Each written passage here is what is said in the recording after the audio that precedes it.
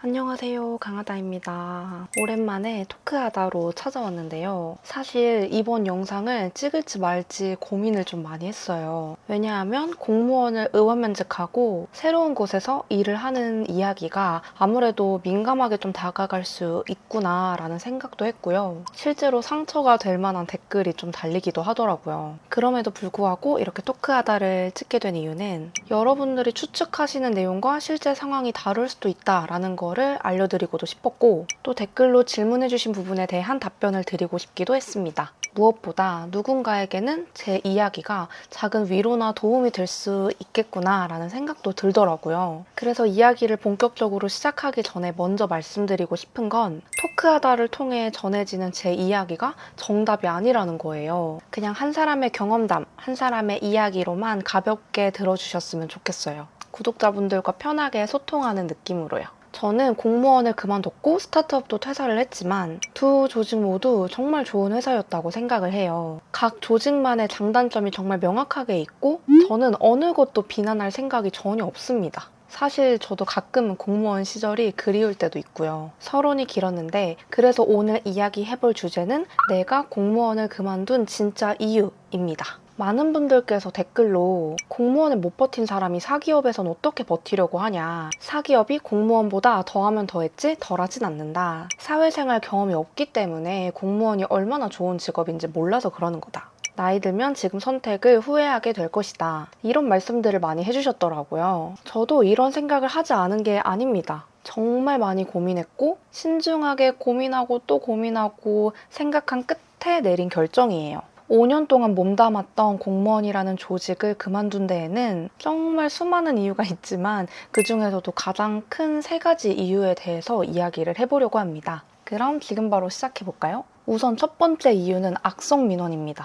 여러분도 아시다시피 공무원은 악성 민원을 상대하는 직업으로 잘 알려져 있잖아요. 저도 5년 동안 공직 생활을 하면서 정말 다양한 악성 민원을 경험을 했어요. 매일 아침 9시마다 전화를 걸어서 소리를 지르고 화를 내는 민원분이 계셨어요. 이분이 화가 났던 이유는 근로장려금을 받지 못해서였는데, 사실 근로장려금은 소득과 자산 기준을 충족을 해야 국세청에서 지급이 되는 거라서 지급이 안 된 데에는 다 이유가 있고 어쩔 수 없는 거였어요. 하지만 그분께는 이런 설명이 전혀 의미가 없었고, 저는 한동안 아침 9시마다 전화를 받는 게 무서워서 출근하는 게 두려웠던 기억이 있습니다. 그리고 부가세 신고 창구에서 부가세 신고하는 방법을 도와드리다가 최종 납부세액이 나오니까 거기에 이제 화를 참을 수 없어서 신고서를 제 얼굴에 집어 던지는 민원분도 계셨고요. 체납징세과에서 근무를 할 때는 계속 세금을 안 내시고 분납계획서를 작성을 했음에도 그 분납 계획도 이행하지 않으시는 분이 계셨어요. 그래서 어쩔 수 없이 압류를 진행을 했고, 압류를 진행을 했더니 전화로 저희 부모님에 대한 욕부터 시작해서 인신공격과 수많은 욕설을 퍼부었던 민원분도 기억이 납니다. 한 번은 민원 창구에서 민원분 업무를 도와드리다가 민원분의 뜻대로 잘 되지 않으니까 이제 저한테 소리를 지르시면서 너 말고 담당자 나오라고, 너같이 어린애가 무슨 담당자냐, 담당자 나와라, 이렇게 막 소리를 지르셨던 적이 있거든요. 그때 당시에 그 민원 창구가 사무실 안에 있기 때문에 사무실 같은 과 팀원들, 팀장님, 과장님 그 소리를 전부 다 듣고 계셨어요.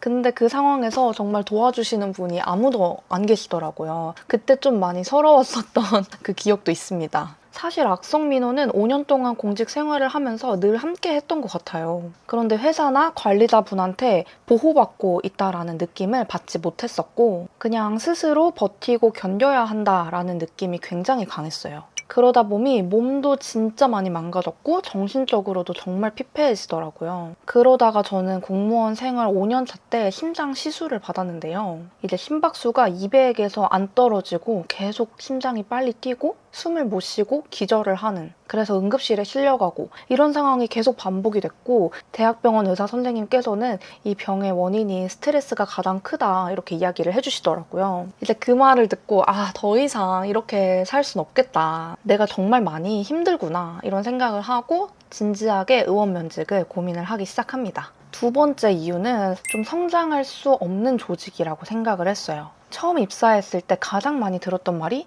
왜 들어왔어? 왜 공무원을 선택한 거야? 늦기 전에 얼른 나가! 이런 말들이요. 물론 공무원이라는 직업에 자부심을 가지고 헌신적으로 근무하시는 분들도 계시고 뛰어난 능력을 갖춘 분들도 계세요. 그런데 제가 느낀 주변 분위기는 조금 달랐어요. 대부분이 스스로의 가치를 높이고 조직과 국민을 위해 열심히 일한다기보다는 어떻게 하면 일을 넘길까? 어떻게 하면 일을 안 할 수 있을까? 어떻게 하면 업무의 부담을 줄일까? 이런 걸 고민하는 분들이 좀 더 많이 계시더라고요. 직업과 업무에 대한 만족도 없이 그저 하루하루를 시간에 맡겨 흘려보내는 분들이 많다라는 거를 조금 느꼈어요. 근데 업무를 배우고 싶어서 업무에 대한 질문을 하면 몰라 내지는 너 저번에도 물어봤잖아. 왜 또 물어봐? 라는 식의 답변을 종종 받았거든요. 함께 성장하고 배워나가는 조직이 아니라 각자 도생의 분위기 속에서 요령만 익혀야 하는 환경이었죠. 또 이제 조기 퇴근을 하고 아이를 픽업하러 가거나 휴가나 육아휴직을 내서 육아에 전념하시는 분들이 굉장히 많으셨어요. 그러다 보니 문득 이런 생각이 들더라고요. 아, 내가 이 조직에서 행복하려면 아이를 낳아야겠구나. 공부하는 것보다, 발전하는 것보다 아이를 낳고 가족에 충실한 삶을 사는 게 이 조직에서는 행복한 길이겠구나. 이런 생각 때문인지 몇 년이 지나도 제 스스로 성장하고 있다라는 느낌은 잘 받지 못했어요. 대신 악성 민원의 욕설에 무뎌지는 법, 일을 다른 사람한테 넘기는 요령, 최대한 나도 남들처럼 일하지 않는 방법, 이런 것들만 익숙해지더라고요. 그러다 문득 스스로에게 질문을 던져봤습니다. 내가 당장 이 조직을 떠난다면 다른 곳에서 나를 필요로 할까? 그 질문에 확신을 가지지를 못했어요. 그래서 결심했습니다. 여기서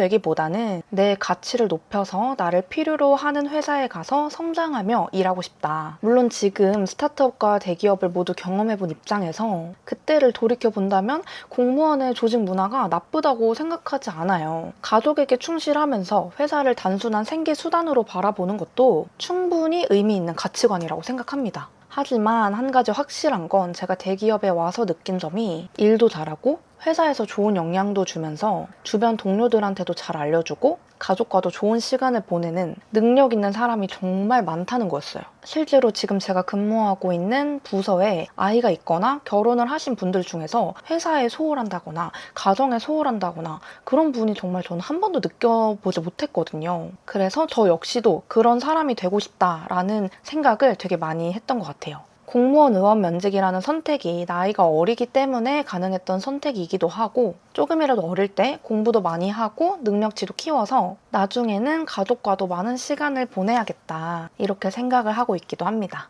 아무튼 결국 저는 성장하지 못하고 계속 제자리 걸음하고 있는 느낌이 들어서 의원 면직을 고민을 하기 시작합니다. 제가 의원 면직을 선택하게 된 마지막 이유는 조금 조심스러운 이야기긴 해요. 그래서 깊이 들어가기보다는 제가 공무원을 그만둔 이유 중 하나로 간략하게만 말씀드리려고 합니다. 지금의 공무원 분위기는 어떨지 잘 모르겠어요. 근데 제가 근무했었던 2017년도쯤에는 좀 성희롱이 되게 빈번했던 시기였습니다. 몸매에 대한 평가가 오갔고 같은 과 여직원들끼리 외모와 몸매를 대놓고 비교하시고 충고하시는 분도 계셨어요. 그리고 뭐 워크샵이나 아니면 회식 자리에서는 입에 담기에는 조금 그런 일들을 직접 목격하기도 했고 경험을 하기도 했습니다. 저는 어린 나이에 공무원이라는 조직에 들어갔고 사회생활을 곧바로 시작했어요. 그래서 처음에는 사회생활은 다 이런 건가 보다 이렇게 생각을 했거든요. 그런데 이후에 스타트업에서도 그리고 현재 대기업에서도 이렇게 이야기하시는 분은 단 한 명도 본 적이 없거든요. 당연한 게 아니었어요. 그 사람들이 이상했던 거였어요. 물론 제 이 경험만으로 공무원이라는 조직을 일반화할 생각이 전혀 없습니다.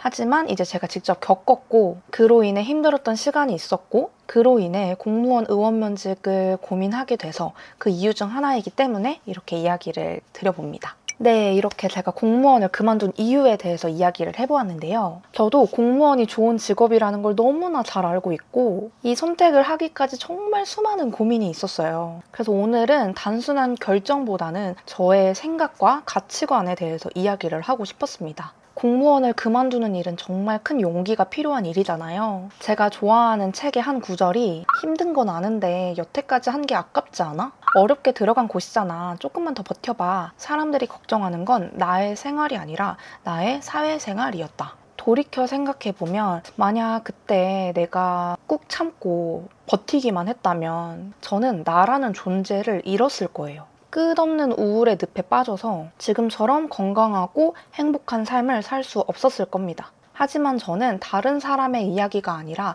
나의 이야기에 귀 기울여 주기로 했어요. 그 결단 덕분에 저는 나 자신을 살릴 수 있었고 정말 너무나도 힘들었던 그 시간을 거쳐서 지금의 나를 만날 수 있었어요. 아까 말씀드렸던 책 구절에 이런 말도 있는데요. 나는 진심으로 성공한 삶을 살고 싶어서 절대로 실패하면 안 되는 삶을 요구했어요. 내가 정말로 되어야 했던 건 실패해도 괜찮은 존재였는데 그땐 그걸 몰랐어요. 저는 실패를 두려워했고 사회의 시선을 무서워했으며 보다 남들에게 보이는 나를 더 중요하게 생각을 했었던 것 같아요. 하지만 진정한 성공을 위해서는 건강하고 행복한 나를 위해서는 실패할 용기가 필요했어요. 그래서 공무원 의원 면직이라는 선택을 하고 다시 처음으로 돌아가서 나를 알아가기 시작했어요. 그래서 지금은 일할 수 있는 오늘이, 사랑하는 친구들과 가족이 곁에 있는 이 순간이, 나를 알고 나를 사랑할 수 있는 지금이 하루하루 너무 소중하고 너무 행복하고 감사해요. 저도 너무 힘들었던 시절이 있었기 때문에 그 힘들었던 경험을 이렇게 공유함으로써 정말 단 한 사람이라도 위로가 되었으면 저는 이 영상을 만들었다는 것에 대해 너무 뿌듯하고 행복할 것 같아요. 오늘 영상도 끝까지 봐주셔서 감사합니다. 저희는 다음 영상에서 만나요. 안녕!